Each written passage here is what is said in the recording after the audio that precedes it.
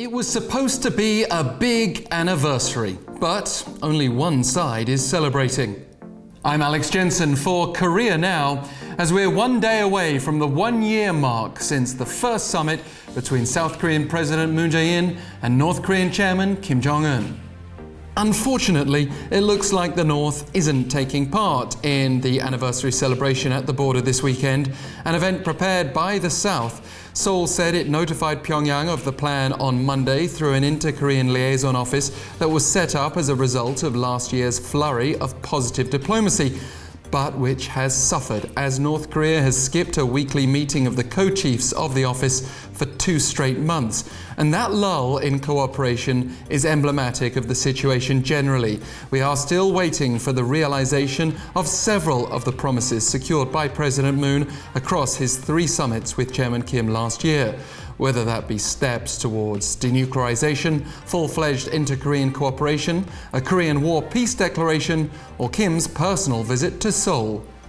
US cooperation is required for several of those too, of course, but let's just reflect for a moment how far we've still actually come.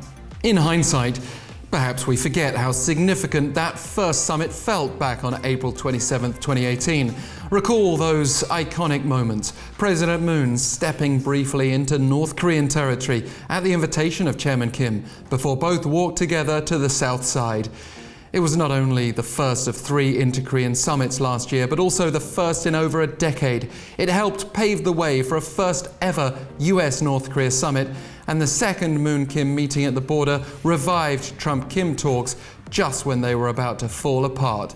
Perhaps most importantly, it helped create a genuine sense of peace through military agreements, the scaling back of exercises, and the suspension of the North's missile and nuclear tests.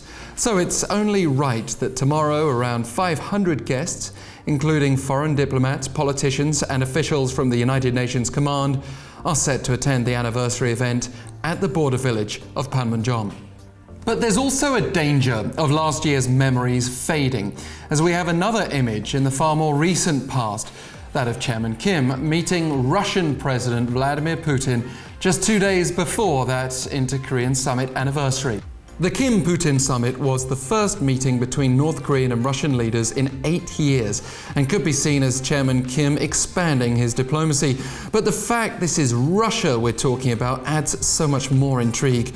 This is a country that does have a history of supporting North Korea, not to the same extent as China, but both Moscow and Beijing counterbalance US influence globally, including at the UN Security Council. And both China and Russia are in favor of sanctions relief, while the US keeps pressing its aim for final, fully verified denuclearization of North Korea, as those words were repeated again by Washington's State Department while Pyongyang was preparing for the Putin summit. We see then how great the challenge now is for President Moon Jae-in. He has to quickly adapt to a new diplomatic dance, with Russian and Chinese support for North Korea potentially undermining US pressure aimed at forcing a grand denuclearization deal. Moon has shown great patience throughout the whole process, even when the North has been lukewarm or downright uncooperative when things haven't been going Pyongyang's way, such as after February's Hanoi summit breakdown. Seoul has confirmed Moon has a message for Kim from Trump. It might help secure a first inter-Korean summit of 2019.